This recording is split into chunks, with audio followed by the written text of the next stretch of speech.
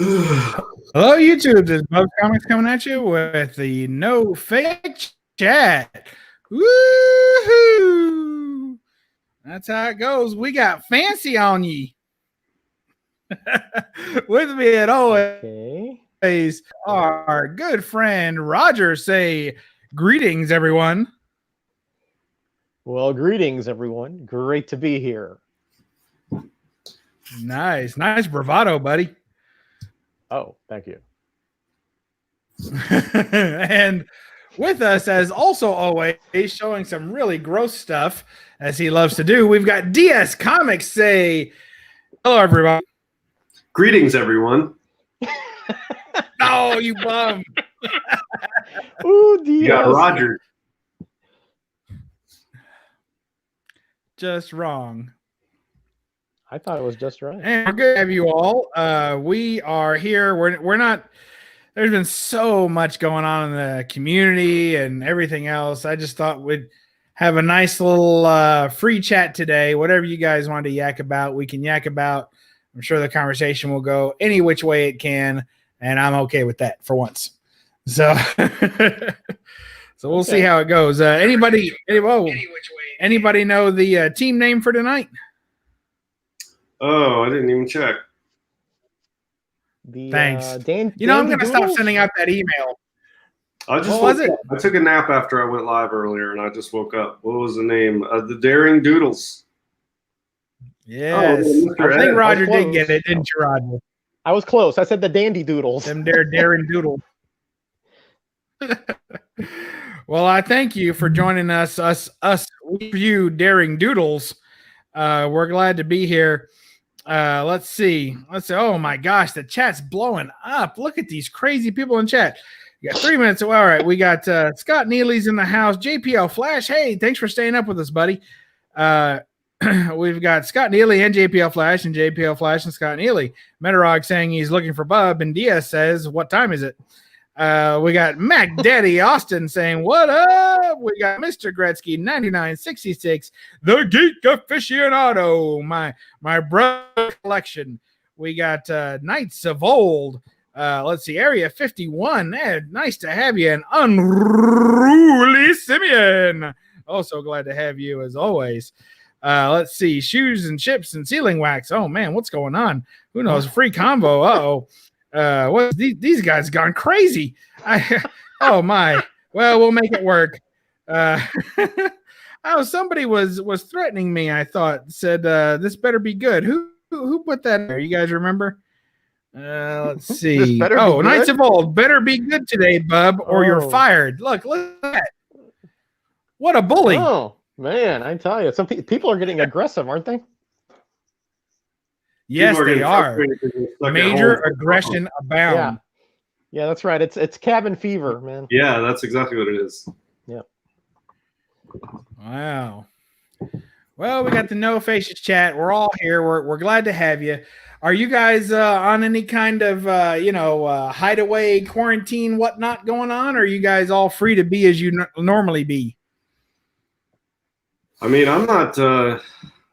Look, I hope everyone stays safe out there. I pray for those who have friends or loved ones who may be suffering in one way or another as a result of this.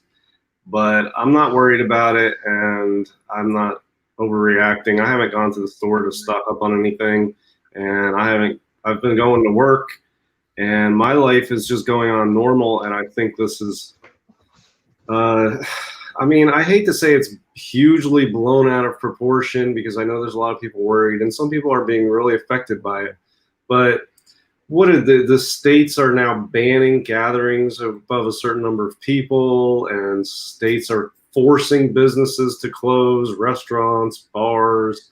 I mean, at some point, I feel like the infringement and loss of our freedoms is worse than the risk of getting sick from this. And yeah, it's so I don't know. I have mixed feelings on how far, especially the government, is pushing certain things. Yeah, I mean, it's a pandemic. I mean, there's over 100 people a day die in car crashes. And every day, more people die in this country from car crashes than from coronavirus. So I don't know. It's wearing on me. Not people being worried or prepping or trying to stay safe or using hand sanitizer. Mostly the governmental actions.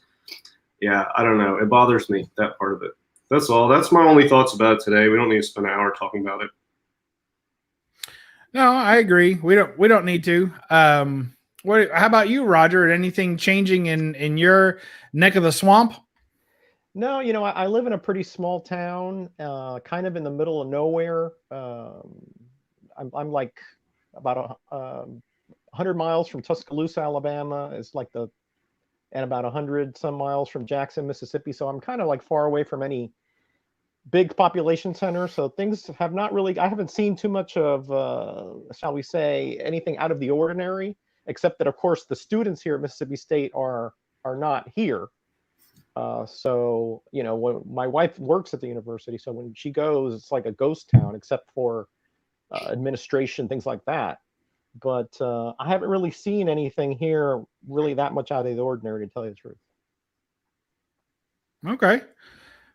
For us, they canceled schools for a couple weeks and telling everybody, to prepare or whatever to have to work from home. Mm-hmm. And then they also today they announced the governor is forcing restaurants and businesses to close, food businesses to close, and only offer takeout and delivery. So no dine-in options for any restaurants in the state. Wow. And I guess the only thing that upset me about that was that, I had a couple of those people come through my office today, and I'm like, they're like, what are we going to do? They're completely out of work for what could be a couple of weeks or more. And they're like, well, what are we supposed to do with this? They're not going to get paid. They had said this morning, there was rumors that they were going to be doing this morning. And so the government kind of sent out feelers and told all the business owners, kind of start making plans. And then they announced at 4:00 that come 5:00, it's going to be enforced. It's like, well, you gave us like 6 hours to make a plan. Yikes. Like, that's not, you know what I mean? That's not enough time, I don't think. I'm a libertarian. I believe in total freedom of choice.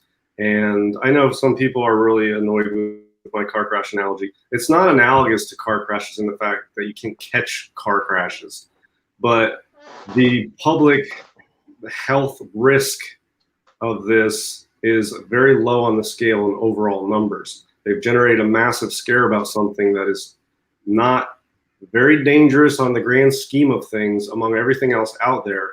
But that's fine. I think adults should be able to make their own choices about their life, and businesses who want to stay open should be able to stay open. Ones that want to close should be allowed to close. People should be allowed to go to work, be allowed to stay off work, be allowed to go to the store, be allowed to lock themselves in. People should be able to be free to make their own choices with their own life and expose themselves to any number of risks that they deem appropriate for themselves. And I don't like the government stepping in and telling people what they can and can't do for their own good.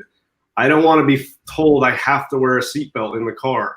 I'll decide what I think is safe for myself. If I want to gather with 49 other people and talk crap about the government, I should be allowed, whether there's a virus spreading or, rampant terrorism or anything. I mean, I should be able to make my own choices. That's the problem I have with it. Not that, it's wrong for people to isolate or businesses want to close. I'm down. But that should be up to the business. The government should not be forcing businesses to close. My rent doesn't close. My bills don't close. Some people still want to go to work. I think the government should not be doing as much with forcing private citizens to, curbing their freedoms. I think adults should be free to make their own choices for their own lives. And that includes exposing yourself to any number of risks voluntarily if you choose to do so. That's the problem I have with it. Yeah, I think that the only thing that I would say to that is that in general, DS should at least be wearing pants in the car. And if that takes a government mandate, I'm good with that. I'm good with that. In addition to that, I don't think you can find 49 people who want to get together with you and discuss government. I think if you You'd did, be surprised. after about 10 minutes, you're going to I'm sure there'd be quite a few people out there that want to get together and talk about this. But yeah, I hear you. I'm just teasing. Yeah, so I'm with you. I think yeah, the loss of, not the loss of freedom. I mean, it's a temporary loss of freedoms. There is a far greater danger to society in general in the long run, and even over the short term, by the secession of freedoms to the government than any sickness there is on earth. That's what I think. The greatest danger we face in today's society is oppression, not corona and not car accidents and not anything else. That's the greatest risk we face in this society today is oppression. So that's highest on my list. If I have to choose between hand sanitizer and not going to work and staying away from people, or oppression, I'll choose the hand sanitizer and all that stuff. But whatever. That's just my personal thoughts. I'm a bit of an extremist. I don't expect most people to agree with me. It's like anything else in my life. Usually, I'm in the minority of pretty much every view I have, and that's cool. All right. Well, I had requested that if anyone wanted to come up with any questions in the chat, to go ahead and put those in there. So for everybody complaining that we're not talking about those things, you should have put up a topic. Let's see. Let's see. So I know that we had. Okay, are we talking about Mr. Ed? No, we're not talking about Mr. Ed. No. Sorry, I'd like to talk about Mr. Ed, but when I asked Roger if we could talk about Mr. Ed, he pretty much shot me down. You did not ask me that at all. He said he was not a Mr. Ed fan. This is fabrication. Hey, DS, I just want to read you one thing that Silver Age Dave put on here. He just wanted me to read it because I think this is what he was getting at. That the big issue is the mortality rate is if 4% if it's out of control and 0.7 if it's controlled, because you don't have everybody at the same time getting sick. And I think that was his point, that's why they're doing this. Whether you agree with it or not, I mean, I think that is a statistic that is verifiable based on what happened in Italy and China. Yeah, and I think, and you're right. So I think based on those statistics, if people are educated about that, and there's enough information out there, most people, unlike me, will choose not to gather at places. Will choose social distance. True. But I don't think it should be forced on people because it's a risk to my health. I get it. I just. Okay. I guess we just wanted to clarify that. That's all. I don't agree with who should be making the decision. I get it. Yeah. Well, if things were the way that you say it, this would be a much better place, because everybody would be responsible for their own sphere of influence. But unfortunately, that's just not the case. Well, and I think whether you close a restaurant or not, there's not going to be many people at the restaurant. I work at a restaurant. Right. I worked last night. There was like one table in the dining room the entire night. So they don't need to force our business to close or not. People are going to choose to not go to them because they're educated and they're making those decisions. Yeah. And on the other hand, I'm not going to choose. I social distance all the time. That's my preference. So maybe that's the good thing about YouTube. That's the good thing about YouTube. We don't have to worry about contagion because it doesn't go through the digital world. So that's the good thing about what we do. We can still continue doing it. At least that level. All right. So what was that, Bub, before I interrupted you, that you were talking about? Oh, I have no idea. Something about Mr. Ed. I was so engrossed with what you were saying. I completely lost my train of thought. Yeah.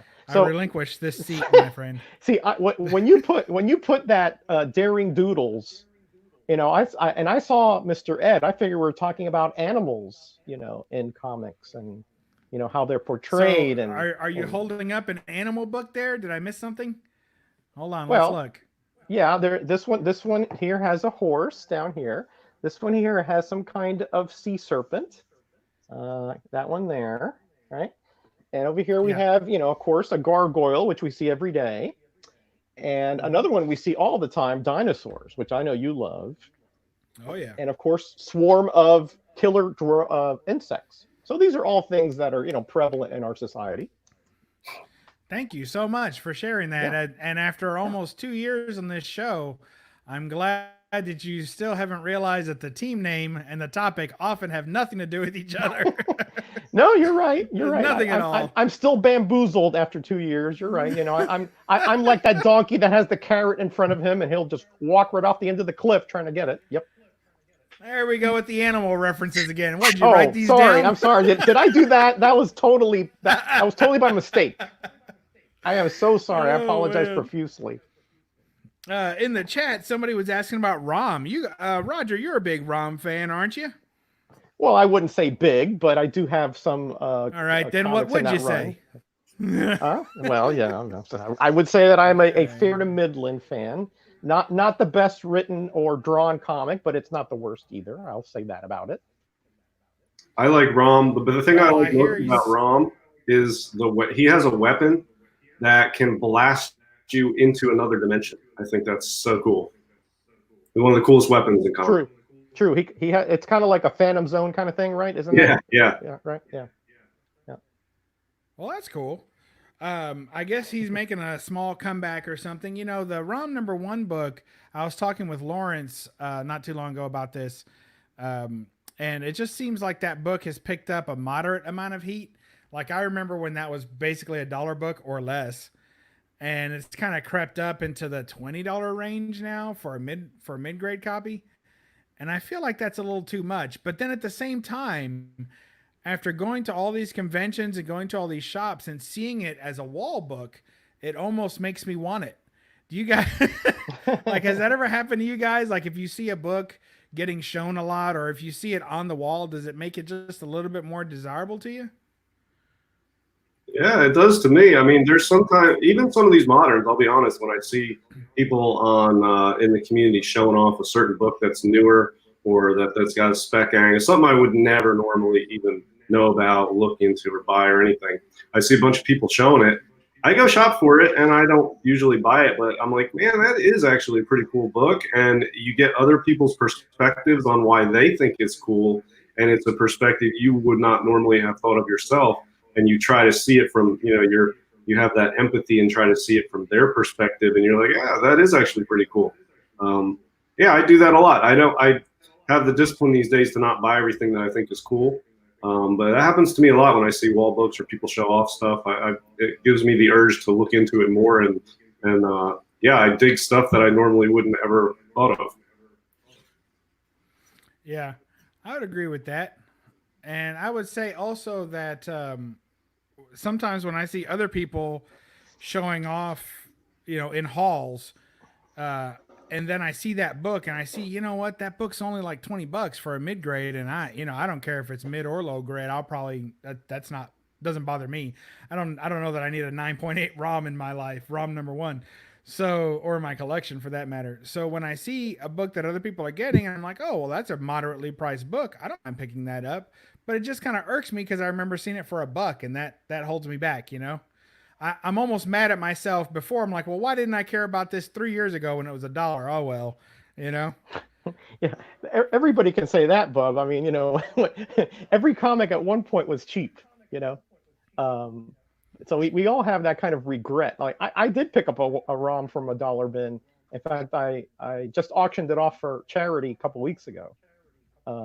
And so, it just, everything is timing in this hobby, as you know. If you were in the ground floor, if you were Alan Garrett, you got all your comics, for 15 and 20 cents, you're sitting pretty. If you're trying to get those now, you better be rich. Yeah, and I'll say it again, with regard to ROM, I've said this a few times before. I think if you are the type of collector that wants to go spec on stuff and pick up stuff that's cheaper now, that might have MCU implications. Anything that has cool, like sci-fi, robotic type stuff is good to take a flyer on. And ROM fits the bill. Machine Man is another one. Micronauts are cool. Somebody mentioned that in the chat. Scott Neely. Yeah, I always like Micronauts. Yeah, he's a big Micronauts fan. He gets. I think he's got nearly the whole run that he's picked up for in these big huge hauls. So yeah, he says he bought every issue from #1 to the end. Yeah. I mean, really Wow. remember, people forget like Guardians of the Galaxy is a huge. Everybody knows Guardians of the Galaxy. If you go back like 10 years, nobody knew anything about Guardians of the Galaxy. Nobody was buying Guardians of the Galaxy. Sorry about that. Nobody even knew that magazine that they first appeared in, that Star-Lord first appeared in, even existed. Excuse me. Well, very few You people better not say no one. You do, Roger. All this stuff. Excuse me. Yeah. Sorry. Did I say something? It was something in my throat. Yeah. I just happened to have it right behind me here, so I just was wondering, how many people, bought that off the stands like I did. Roger. That's a good one, Bub. That's a good one. I like that meme. That's a good one. Yeah, and exactly, Roy Kirk's right. In Bronze Age, Roger knows about it. Well, Yeah. I'd like to know. I'd like to say that's true, but that's not exactly true. Most of it, not all of it. So I think, I don't know who it was. I'm sorry if I'm not giving good credit, but somebody had also asked, with all the potential for some of us working from home, and of course we're going to be like working from home, right? Some of us, Sure. there could be the potential for more time to read comics, right? So do either of you, or we'll take turns, do you have recommendations for a good binge read? I have one too, but I'll go last. So I do. let's see. I We definitely haven't do. heard DS's voice. We haven't heard DS's voice in a while. So go ahead and take it away, Roger. The old switcheroo. Wow. Well, I'm only going to say that. I'm going to say two, but there's many I would suggest. But Master of Kung Fu. I know. Right. I've been touting this. Be more since specific. time immemorial, right? But Master of Kung Fu, from beginning to end, reads like almost like one continual story. It's just one. It's almost like the characters recycle. They come back because he doesn't kill them. His father tries to kill him, but of course he gets out of the situation, and then sooner or later he's found again. So it reads like one continual graphic novel from beginning to end until the death of Fu Manchu. So Master of Kung Fu is one you can read from beginning to end, and it's like engrossing, and you're trying to figure, you can't wait for that next issue, because there's always that there's some dangling plot line. There's somebody that wasn't taken care of, that will be coming back at some point. And Now and do me a favor, that, Roger. yeah. Be more specific, because I know that you don't recognize them, but there are other volumes of Master of Kung Fu. So what exactly, what issues are you talking about? What volume are you talking about? The original run, Special Marvel Edition 15, which became Master of Kung Fu and number 17, and then ran all the way through 125. So you're talking about essentially 15 through 125, 110 issue arc of Master of Kung Fu from 1973 or 4 until the mid 80s. Early 80s, I'm sorry. Okay. Yeah. So that's the one I would say, if you're kind of like, if you just want something to take your mind off the situation, that is a very engrossing run that will definitely, you'll get into the story and not think about, the troubles around.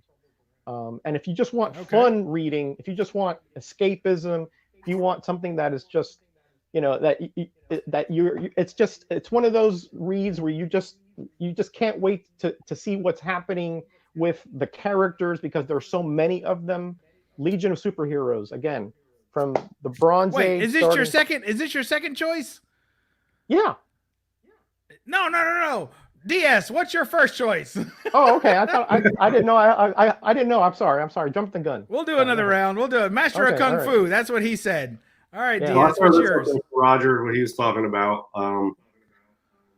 What I'm currently reading still is slow going is this, which is the first.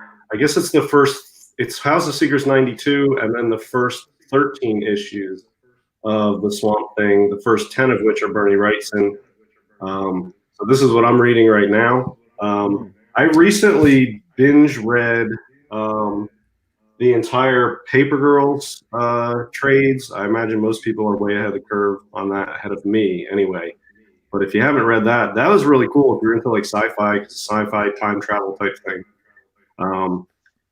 So those are the two things that I've sort of have like a binge reading capabilities on my table right now. But I finished Paper Girls. I'm on Swamp Thing, and then I've been binge watching like sci-fi stuff on Amazon Prime or Netflix. There's some good series out there.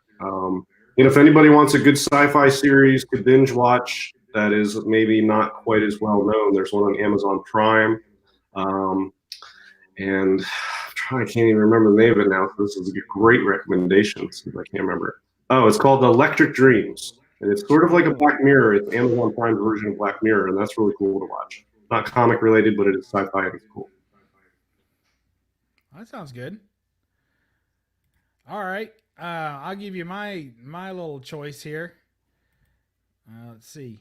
For me, if I was going to recommend one to read, and this is more for people who maybe say that they don't like as much modern books or something, but if you're a fan of the movies, of the Marvel movies, right?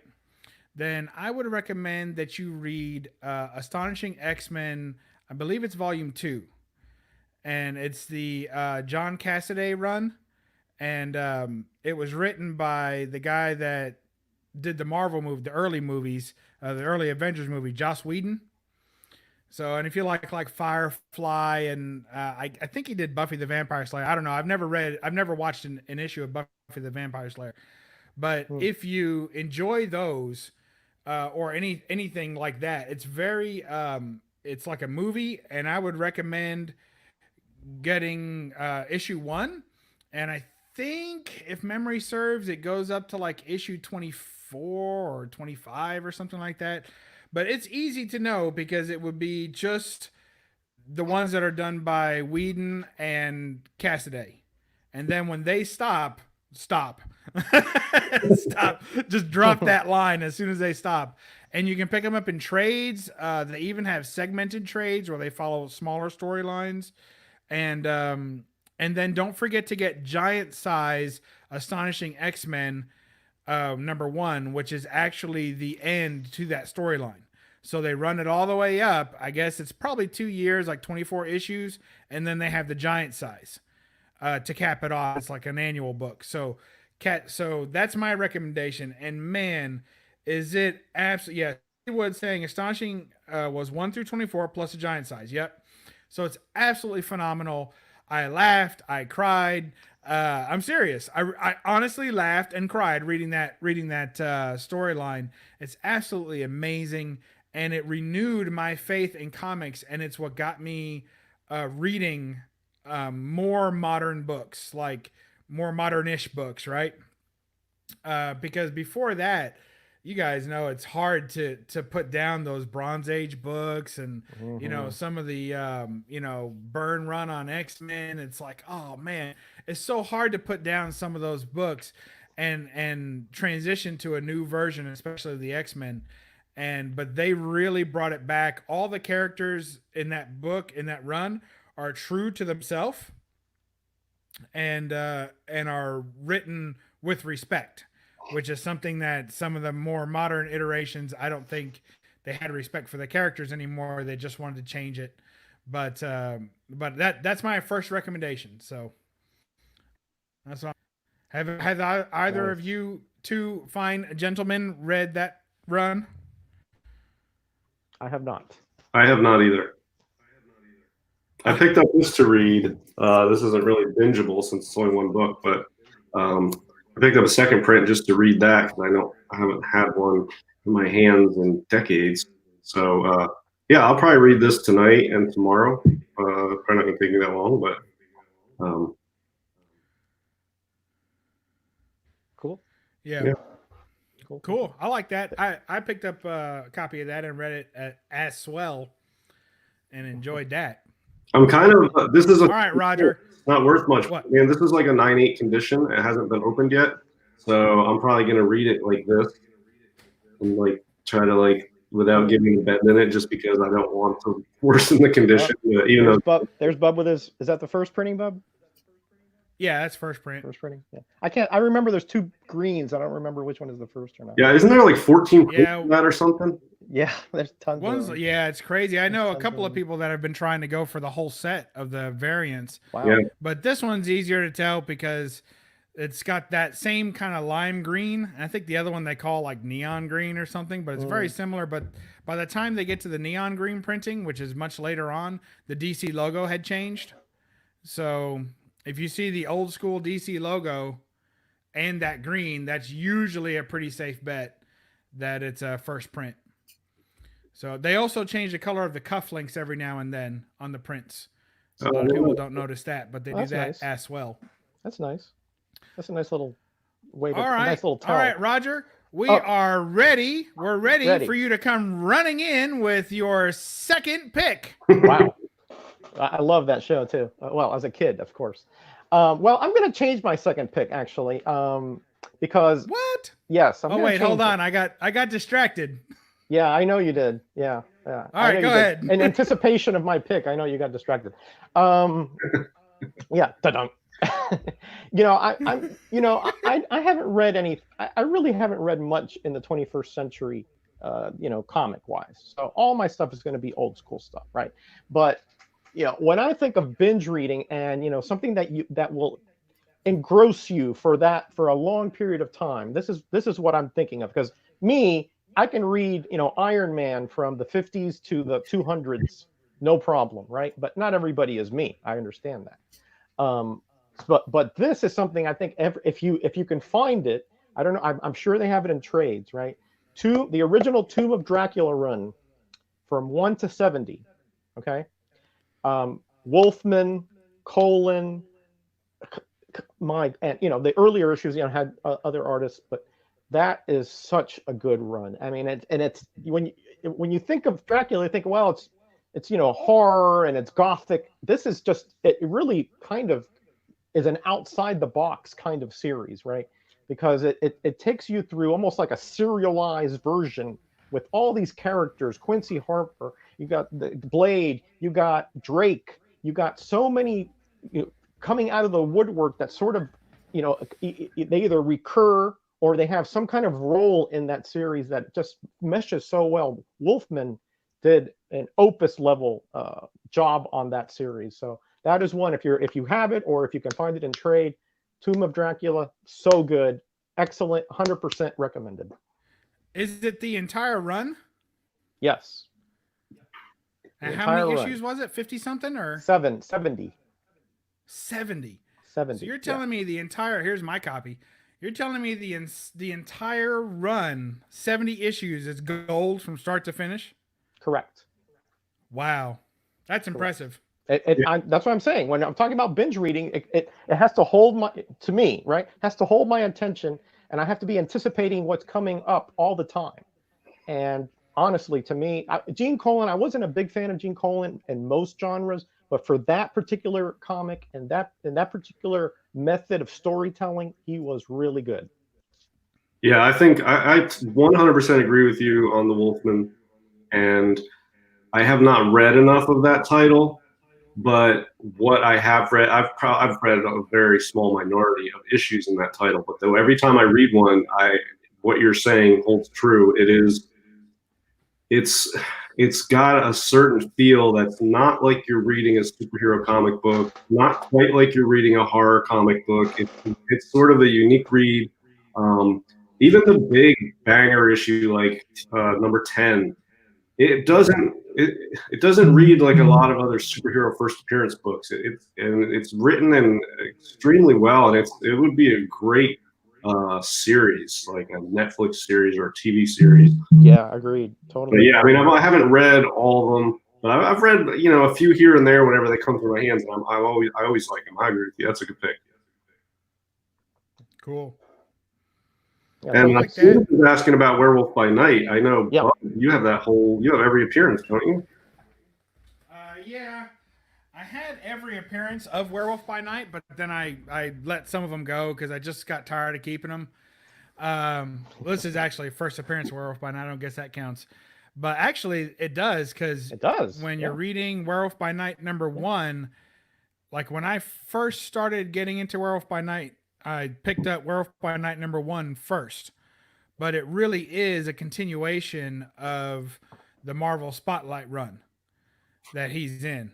Yeah, So it's it is. better to go back and actually read Marvel Spotlight #2 and then the Marvel Spotlight run, which I think goes up to maybe #6 or so Number 4. until it transitions over, and then picking up the Werewolf by Night run. But yeah, I have that whole run still. I haven't let go of any of those, and I haven't let go of any of my Marvel Spotlights. But I did let go of some of the crossovers that were not very good. He made some appearances with Doctor Strange, and it's very, I don't know, Roger could probably describe it better than I can, but it's kind of like forced and wedged. Yeah, I'd agree. And Yeah. they're not, even though they're both, I think at one point Marvel in the 70s tried to just say, look, kind of like the movies are doing now, where like, okay, we have cosmic characters and we have, street level characters, and that's all good and well, but that doesn't mean every mystical character really goes well together, True enough. Yeah. And I find that most of the time that Jack Russell, again, the absolute best, most fantastic name for a superhero ever. I know you guys totally agree with this. Alter ego, the best alter ego you can get. Yes. A werewolf called Jack the best Russell. Alter ego come on. Ever. I mean, if you didn't see that one coming a mile away, I mean, you just were not paying attention. That's right. So you had anytime they put Jack Russell crossing over in another title, for me, it usually fell flat. And the only time that I really thought it worked was with Spider-Woman, because there was an interesting dynamic where the Spider-Woman changed her personality about every 4 issues. Yeah, about every other issue. Yeah, that's right. Yeah, I was being kind, Roger. You're trying to give a little bit. Yeah, I get it. Yeah, she changes her skill sets. I mean, that whole run is so chaotic. And you talk about continuity. I mean, it's all blown out the water. Oh, yeah. So when they brought Werewolf by Night in, they were able to write those stories. They just changed her up a little bit, and it worked.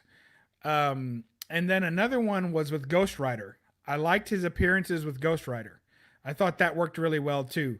So, but for the rest of them, he's better off on his own little adventures.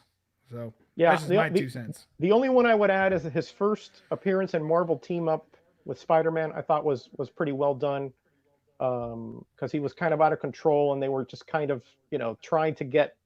They didn't really team up. They were just sort of trying to not. You're talking about the one where he fights Superman on the bridge? Yeah. I mean, Spider-Man on the bridge. Spider-Man on the bridge. Yeah. Yeah, but that one's really weird. When I read that, I expected it to be an actual team up, and like you said, they don't even. No, it's really weird. Like they don't even. He just kind of incapacitated. Which that's the other thing. Poor Werewolf by Night. This guy. He often, like, if he was going to be played today by a current actor, I would choose. What's that guy? Who's that guy that played Cyclops? In the X-Men movies? Yeah. James Marsden. Right. James Marsden. I'd pick James Marsden because Werewolf by Night gets his ass kicked in almost every issue that he's in. Yep. Constantly gets tricked. He's not very smart. He constantly gets tricked, constantly gets captured, beat up. I mean, pretty much he's like the punching bag of the Marvel, mystical universe. Yep. And that's why he's, I enjoy it. I think it's fun. Yep. But he always gets beat up. So I think you need someone who's really good at playing a chump. And if you ever notice, James Marsden's like the chump in every movie. He always loses the girl or plays second fiddle to the main character, or, can't keep his women around, can't keep his money around. He just plays a chump, It's true. That's true. Good point. In that Westworld show, he like dies every episode. It's so funny. Yeah, Westworld. They just started a new series of Westworld. Last night was the first episode. Season 3. Yeah, me and the wife love Westworld. He's also in a movie called The Box. I think he's in that, and that's really weirdo side. Does he get his ass kicked in that one? Not sort of. Yeah. I think he does. Yeah. I mean, the whole situation is just out of control. Yeah, it wasn't but Westworld level where he's Yeah. just creamed every yeah. episode, but he gets crapped upon pretty good in that one. Yeah. Like I remember he was in like a some kind of Easter movie, and he literally gets crapped on in that one by like rabbits and stuff. And then he was in that Happily Ever After where he played Prince Charming, but of course he loses the girl. And of course, in all the X-Men movies, Jean falls in love with Wolverine, so there's that, and then she kills him just for good measure. Spoiler if you haven't seen that one. Well, that was a while back, wasn't it? So. Yeah. Surely. Yeah, you never know these days. Werewolf by Night, though, I'm with you, man. That's why I liked about it, though, is that, he really wasn't a hero, or he was just trying to survive. Essentially, he's trying to get rid of the curse, and at every turn, it went from bad to worse. I mean, he either got shot or pummeled or thrown off something. I mean, it was just it was like Roadrunner level stuff, in a comic book. Every issue.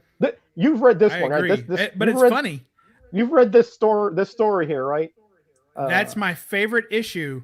Wow. I laughed so hard, man, in that issue. I did a review of that book. It's like the only book review I've ever done on the channel. And if anybody has a chance to get this comic, it is an experience. It's like a trippy experience, but it's an experience. So funny. I mean, it's bizarre as so anything. Funny. And co-starring Lily Munster here. A lot of people didn't know that. Look at the hairdo, right? Lily Munster, right? But these Plug covers were also pretty well done, and their picture frames. So I really love these. Like you said, the Werewolf by Night, I think, started going downhill when Jack Russell could control his change. When that was one dynamic. But, if you're reading it through, I always felt like that was a payoff that had to come, because they couldn't hold that from us for too long, because I really enjoyed, like, yes, I felt bad for him, but I got tired of feeling bad for him. I wanted him to be able to control it, Yeah. I understand that. But to me, that took out a dynamic in the stories that was so prevalent before, that now it just was like, well, now he's really more superhero-ish, He really wasn't doesn't have that, tragic part of his character anymore. Right. Like the Hulk, and I'm not saying that's why the Hulk's more popular, but the Hulk, I don't know about recent times, but traditionally has never been able to control it. And it was a very tragic part of the Hulk for a long time. He couldn't control it. And it adds that tragic perspective to it, Roger. I agree with you. But I haven't read a lot. They go back and forth. They do go back and forth. He does lose the power to transform later, and then gets it back, and then loses it again. Right. And if you follow through some of the one shots and some of the other volumes, there's some where he doesn't have that ability at all. So I think it's something they went back and forth with. And I don't know. As a fan of the character, I did like the idea that he could finally use it. And that brought in the Darkhold. They're saying that the Darkhold's going to be, I think it's getting its own book. The Darkhold's that was the mystical book that was in that. Right. And we're spending too much time on Werewolf by Night, you guys. Well, it's a good character. I mean, it's one of those characters that I really enjoyed. I wouldn't rise it to the level of Tomb of Dracula as far as prose goes, but a very entertaining series. Definitely binge worthy in my estimation as well. There's some crossover there too. About 3 issues, he's crossed over to Tomb of Dracula. Yes, somewhere around 16, 17, I think. Yeah, that's right. And also Frankenstein crosses over to Dracula as well. So see, now Frankenstein's one of those that I can't get into at all.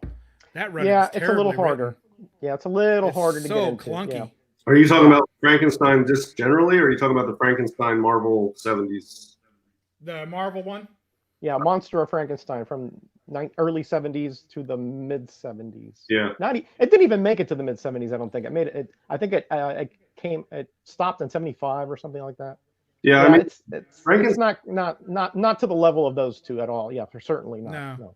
Yeah, I like Bronze Horror, but almost exclusively collect or am interested in DC bronze horror because it's not as superhero-y. It's more noirish and horror. It's sort of like all of the bronze DC, all the DC stuff is sort of like the Tomb of Dracula, which is sort of like the exception in the Marvel horror, I feel like. But when you go to the DC side, it's all sort of like that. That's how I feel about it. Superhero or not on DC side. Although it's a lot of anthology stuff, but Swamp Thing, of course, takes the cake in that. Yeah, I'd agree with that. Swamp Thing is the most similar to Tomb of Dracula as far as the way the stories sort of mesh and the characters keep recurring and have vital roles in his life. Yeah, I agree with that. Yeah, but you can't go wrong with Plug cover art for sure. Oh no.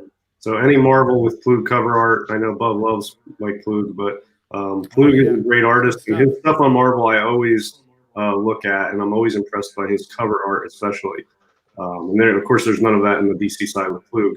But you know, DC has Neil Adams, Bernie Wrightson, Luis Dominguez, Nick Cardy. I mean, all these guys that I think are, you know, if I were to list my favorite bronze artists, horror artists, they would all be DC guys. I wouldn't have Plug on the list probably at all, honestly. I mean, he might be like 7th or something. Well, still pretty good. Yeah, he's still pretty good. Still pretty good. I mean, I put him probably right around there, 5, 6, 7. Yeah.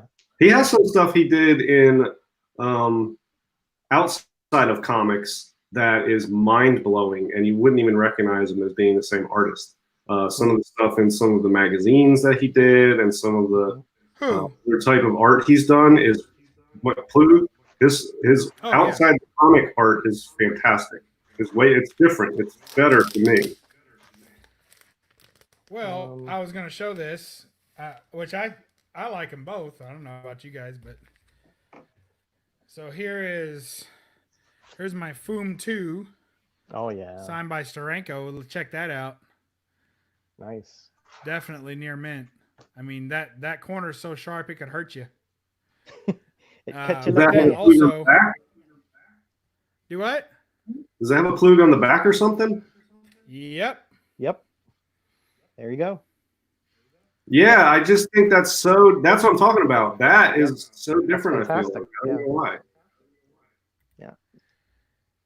Yeah, that's from a Monster of Frankenstein cover. I have it here somewhere. Let me see if I can find it. Hold on. I don't know if it's the black and white or just the lack of color or what it is, but it's definitely less comic-y, you know. Well, I saw there was I can't remember, one of the Creepies, I think they did a feature on Plug, and this was a couple of years ago. I had this, and they had a bunch. They did like a 5 or 6 page thing about Plug, and they had a lot of his art in there, but it was non-comic book art. And it was sort of like a spotlight on Plug in one of like the Creepy mags or something. It was a Warren publication, and man, his stuff was phenomenal, and it was all over the place as far as genres. It wasn't like, you know, the Frankenstein art or something. It was really, really eye-opening when I found out that was Plug. They had someone had mentioned in the chat that a lot of the monster mags, or just the magazine, the black and white mags were better of that time as well.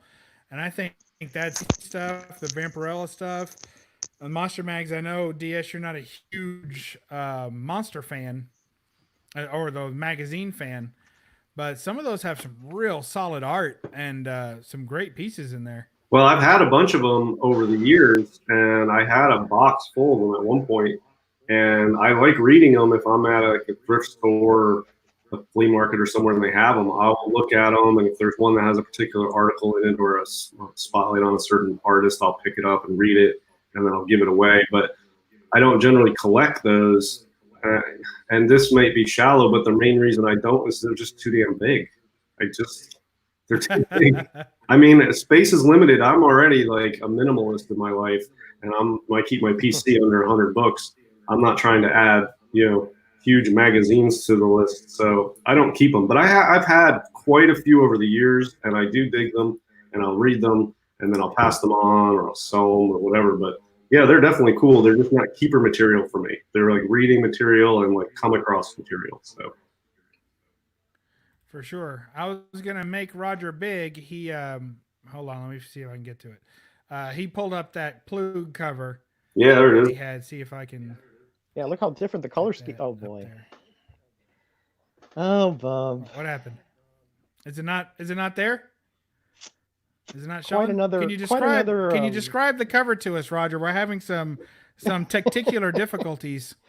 Well, hey Shannon, how you doing? We got solid 4-string bottom end in here. What again? This is one of the guys who knows more about DC than anybody I know.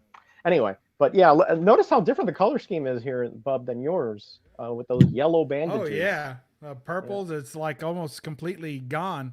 It's like they just took the inks and redid it.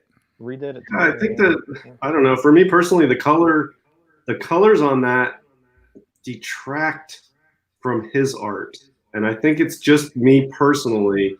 It's not dark enough. The colors are too bright and cartoony for that theme to me. Yeah, I agree totally. I was going to say the same thing. That the colors here, I actually preferred the more muted tones on the back of Foom than this one. Yeah. You're right. It's too cartoony. It makes no sense. I had talked to Mike Zeck, and he had mentioned. I said, I had asked him what he thought the reason that some of his art had always been so popular and recognizable, and what did he attribute it to? Because I'm sure, as he was working, he didn't have a feeling that he had just amazing art that was better than anyone else's. You could tell he was more humble than that to some degree. And he said, really, it's the colorist. He said, if you don't have a good inker or a good colorist, he said there were guys in the bullpen that everybody knew sucked. Everybody knew they sucked. Yep. But it didn't matter because they were getting paid to do inks and color. And if you were unlucky enough to have them work on your book, then they knew that book was going to suck. Yeah. So, Yeah, good point. It takes a winning combination of all of them. So yeah. This cover here is more in the Bub, realm here with young lady, voluptuous young lady there. I liked his face here though, like how, that kind of thing. Wait, how does that go?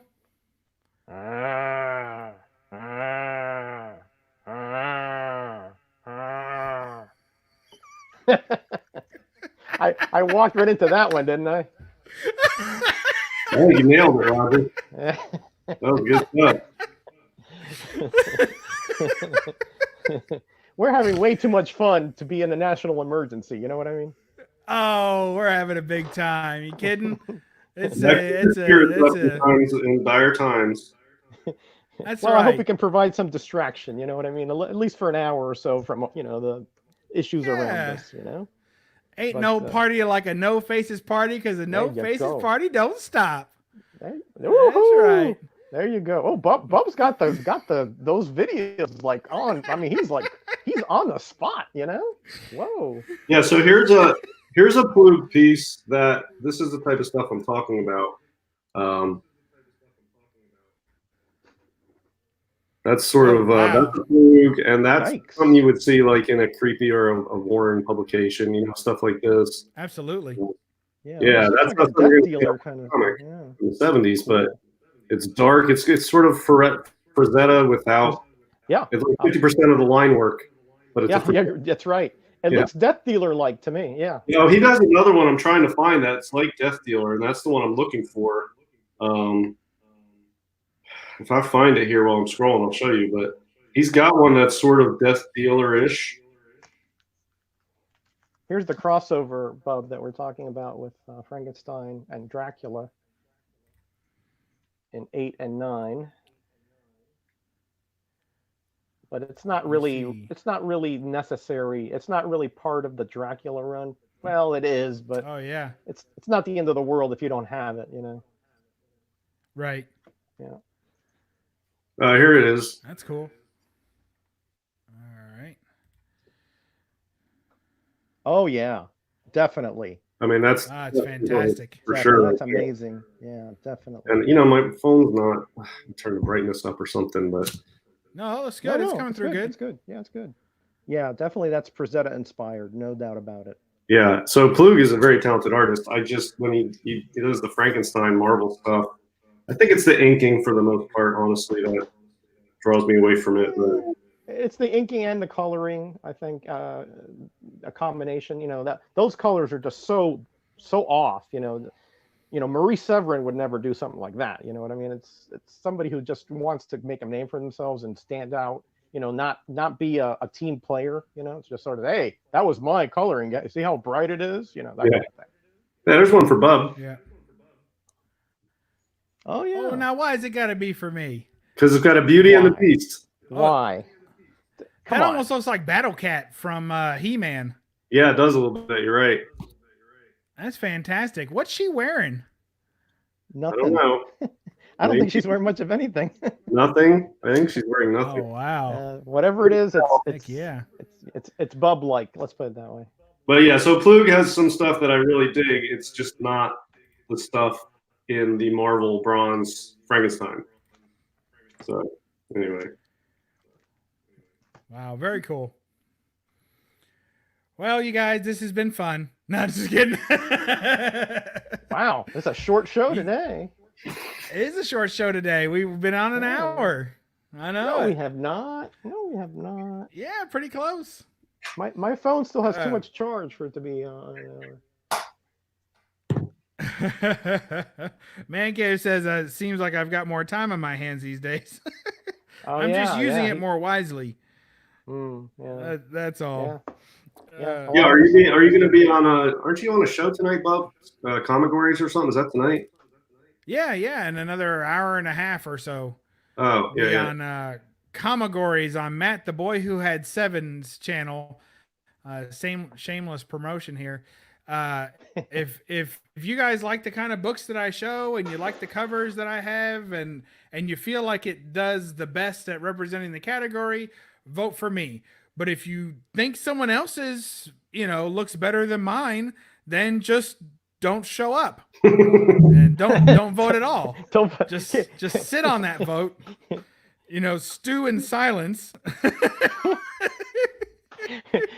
We call this voter repression, Bub. Voter repression. Is that what it is? Right. No, I'm encouraging apathy. See, I'm an encourager. Either vote for me or don't show up. What do you call that? Choices, freedom, choices. It's America. It's America, Roger. Listen. Mike, Knights of Old is asking you. Did you guys read 1980s Larry Hama G.I. Joe run 21 through 50? I did not. I did not either. No, I did not. I was not a G.I. Well, he's saying they were awesome. I read number 21 as much as a person can read 21. It was no word bubbles, right? Right. I read that one and read that I recently read in quotes. Yeah. Right, but I wasn't. I watched the G.I. Joe cartoon and I collected G.I. Joes, but for some reason I didn't like the G.I. Joe comics. I never read those as a kid, but I was the stuff I read as a kid was the superheroes, but it wasn't the same as the toys I read, and I didn't watch the superhero cartoons. I watched G.I. Joe and Transformers, and then my comics were Marvel superheroes. So it was kind of like mix and match. I didn't collect superhero figures. I only collected the figures of the toys and the cartoons I watched were totally different from the comics I read. It's kind of weird like that. Yeah, I did the same thing. So it's not. I don't think that's that weird. It just sort of, sometimes the animation, struck a chord with you, but the comics didn't, and that was, or vice versa. So that's not uncommon. I don't think. Yeah, I agree. I was even iffy on the show. Like I watched Transformers. I liked that pretty well. TN. I liked what was the Gundam one? The one with the robots. Oh, I can't think of it. What, Voltron? But I like, Voltron? I liked Voltron, but there was another one that that had like it was more of a Gundam type, like a jet robot. Anyway, I like that one. But Robotech? GI Joe just always seemed, huh? Robotech? Yes, Robotech. Oh, Yep, okay. I liked Robotech. Not Knights of Old But is GI the one who put that Joe in there. That's with not. me. Mike figured it out. Yeah, I I don't love think I Robotech when I was a kid. Battle of the Planets. That was good. Yeah, Battle of the Planets was good. Yeah, I agree with that. I don't know that one. Oh, Yeah, and it was good. Thundercats, of course. Thundercats, yeah, Thundercats definitely. He-Man definitely. Yeah. That's all good stuff. We like that. Yeah, I didn't watch the Justice League or what would they was it Super Friends. Super Friends. I didn't watch that. I didn't watch. Was there there was an X-Men one I didn't watch. Well, there were various X-Men ones, but there was an earlier one. Yeah, the earlier one where Wolverine was like had an Australian accent. You know. Yeah, I never watched any of those. That was not too that was bad. my favorite team when comics was X-Men. I used to collect X-Men religiously. I loved X-Men comics, but I never watched the cartoon. It's kind of weird. Yeah. Scooby-Doo, somebody mentioned. I actually sort of liked Smurfs there for a minute. That was kind of interesting. Smurfs. Oh man. Yeah, Smurfs was kind of cool. I liked Gargamel because I hated the Smurfs. That one. I absolutely hated the Smurfs, but I thought Yeah. Gargamel was a badass, and I was always rooting for him to win. Yeah, But I wasn't a never Smurf did. fan, that's for sure. It was kind of like an Alice in Wonderland kid trippy version of something. Yeah, I guess you could say that. Weird stuff I Still didn't like it. Oh, you know my favorite book He likes anytime. Diaz likes it whenever they're coming in and out of shroom houses. That doesn't hurt, but I'll tell you, when I was a kid, I was really No, into weird, trippy stuff anyway. Like, I remember when I was like, I don't know, probably like 6, my favorite book was Where the Sidewalk Ends. And that book is a trip. And then as I got older, I learned about Shel Silverstein and who he was as a person.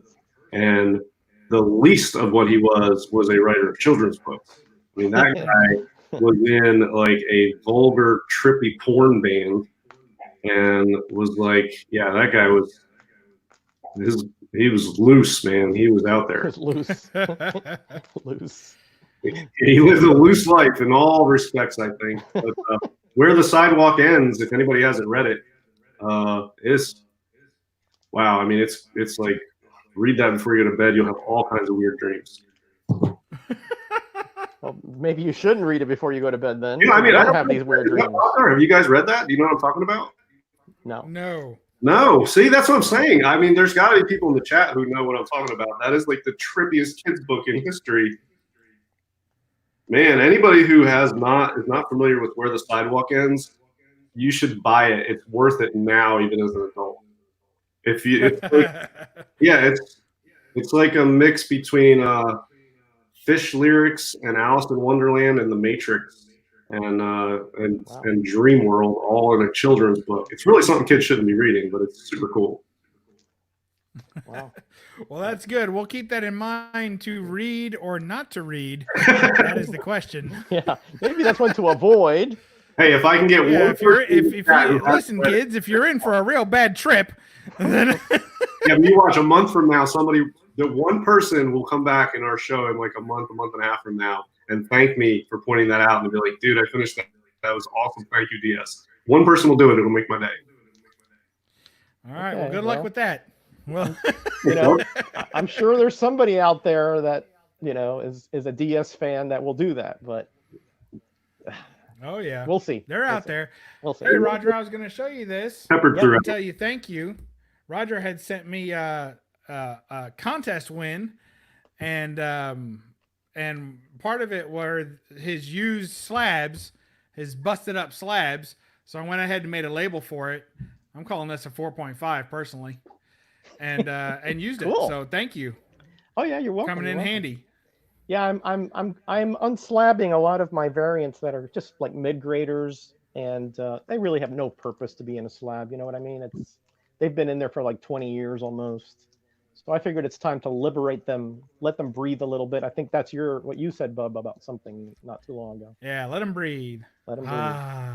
So I have actually about 4 or 5 more. I'm holding on, and sooner or later they'll be coming your way. That sounds good. Let me know what I owe you for postage. I'm gonna get right on that. Nah, it's okay. We'll take care of it. All right. All right. Oh yeah, Silverhawks. I remember that. Oh yeah, Put those yeah. pants back on. Put those pants Yeah. back Okay. on. Well, cool. What do You you want, Bob? guys, what have you got going on your channels there, Roger? You got anything? You got big stuff coming up? You got things brewing? Do we need to be on the lookout for you? What's going on? Man, what the hype man of you today is just off the charts. Let me tell you, uh, man, I tell you. Well, it's more of the same. But tomorrow I'm starting a series on Amazing Heroes Prozine. Ranger Sly actually is the one who inspired me to do that one. So I'm going to be showing my complete collection of that, probably in 3 videos because there are 200 some issues of it. Pretty interesting little prozine though, and I talk a little bit about it. If you're into those, the not just the comics, but the publications about comics and about previews and about characters and about interviews. That's a nice little prozine. So I'm going to be starting a series tomorrow on that. Yes, okay. And then Thursday is the roundup, and Saturday, hopefully, I'll have some support video to make. If not, I'll just do another series there. So that's what I have up. That sounds good, and we're looking forward to that. That's a lot, actually. You say the same old, but Same I old, same forget. old. You're Three pretty videos a constantly week. uploading, aren't you? 3 videos a week, I think, is about what I do. So. Yeah, that works. What about you, DS? What do you got coming up? I don't know. I just sort of wing it. I did a video today about the Comic Connect, and you can go check that out if anybody wants to be bored for about an hour and 15. But hey, look, I appreciate you offloading all your salt into that stream because it was super salty. Then you had a nice little nap, and you came back to us refreshed. yeah, but I mean, I threw some salt there early. I think people got a little irritated with it, but yes. So I did it ended up sort of being a review of the new Comic Connect auction format, the new website format. Sort of what it ended up being was like my comments on how poorly done it is. But it's worth checking out probably if anybody's bored and there's nothing else to watch. Other than that, I don't really have anything planned. Just winging it, whatever. And Bub, are you going to good. talk about your Saturday stream? My Saturday stream. Yeah. The one I already Sunday? had? Yeah. Oh yeah. We did we had the inaugural episode number 10 of Beast Hunters. We had Beast Hunters episode 10, and it was big fun. It was me, Jambo Comics, and Man Cave Comics. We did invite JD, but he was busy. And anybody who's interested in jungle type books or any kind of big animal books or dinosaurs or sharks or big giant squids, if you're into all that stuff, you'll enjoy that show. It's not gonna be a weekly thing. It's just gonna be whenever we can get together and do it. Cool. So we're excited about that.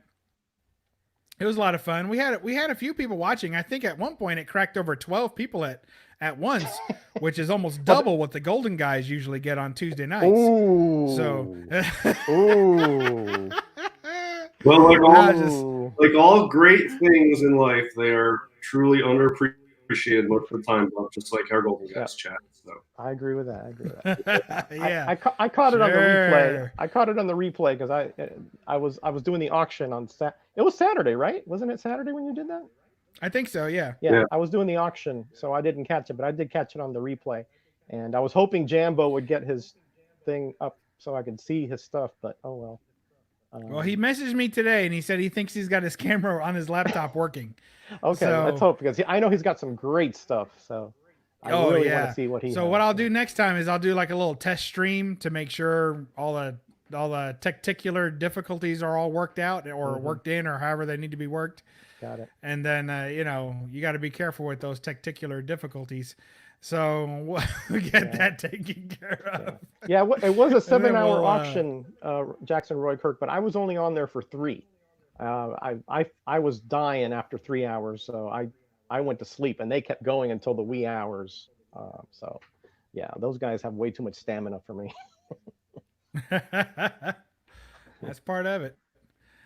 So yeah, I had that. Probably do another one of those soon. I've got a couple of videos in the can to be released this week. Another couple of books that came in, and then another and like a statue.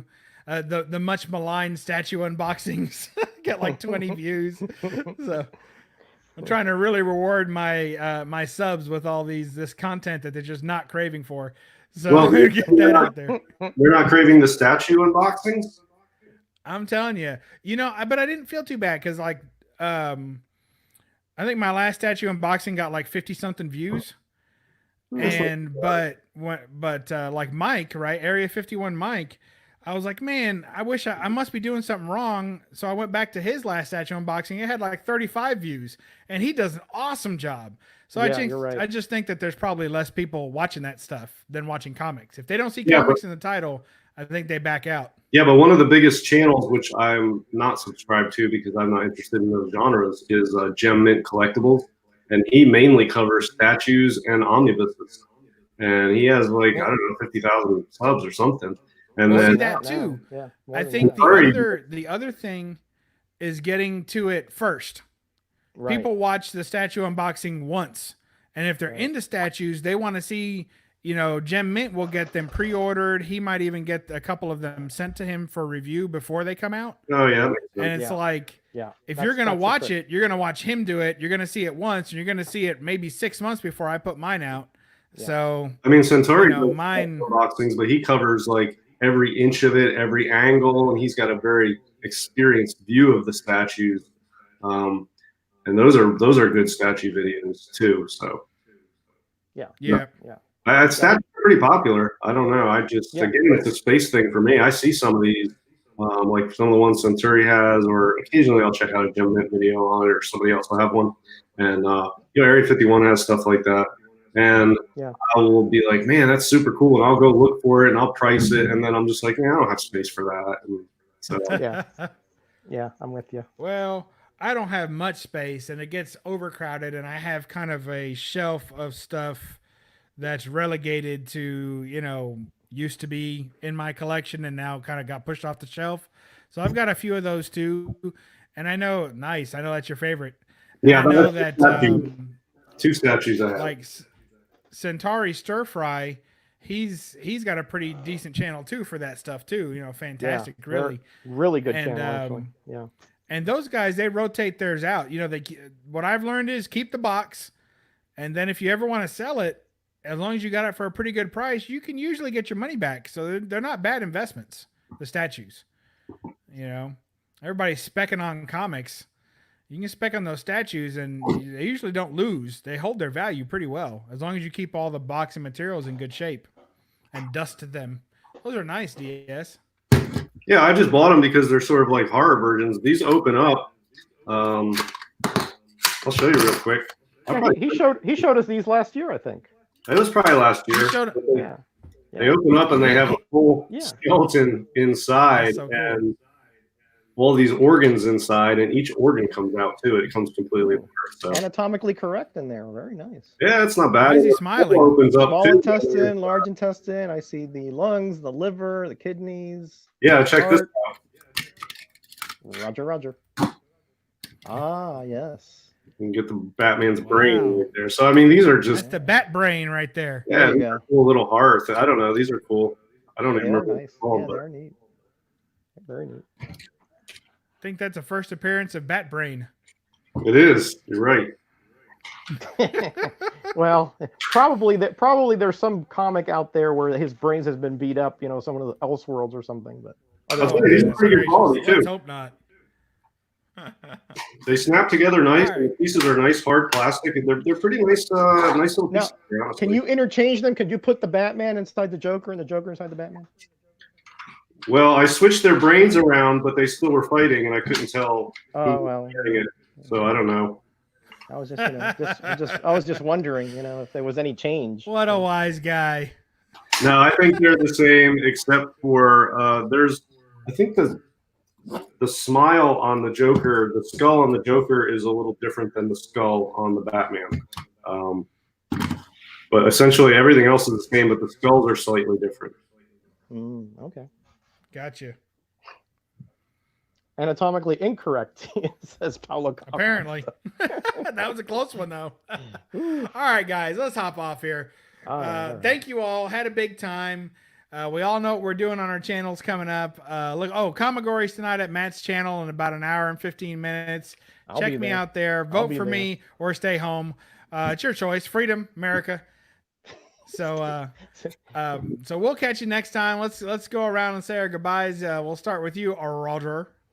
Okay. Well, it's Roger. It's great to it's always great to be here on Monday night, even under these circumstances. A little bit of a distraction, for our good buddies here in the chat and the panel as well. By the way, this is a comic that I received from J Hood Creative.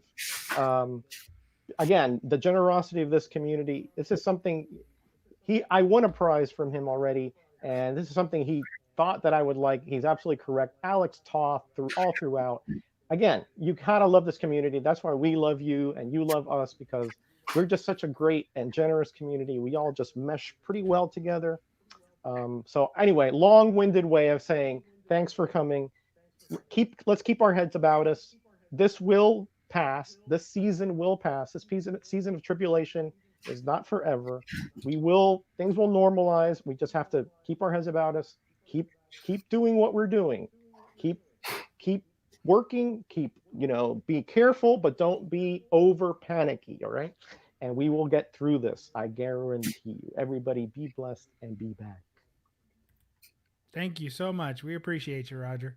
And DS, would you like to give us your last version of the salt? Sure. Everybody stay safe out there and do your homework, and we'll catch you next week. All right. We appreciate you. Thank you so much. And this is BUB'S Comics signing off, saying have a great night and read a comic. And we'll catch you next week on the No Faces Comic Chat, Monday, 7 Eastern, 6 Central. Who knows what the other... I don't think anyone lives in the mountains, but if you do, it's probably 5 there and maybe 4 Pacific. I don't know. Check your local listings, and we'll catch you next time. And remember, don't apologize for the glare. Bye-bye.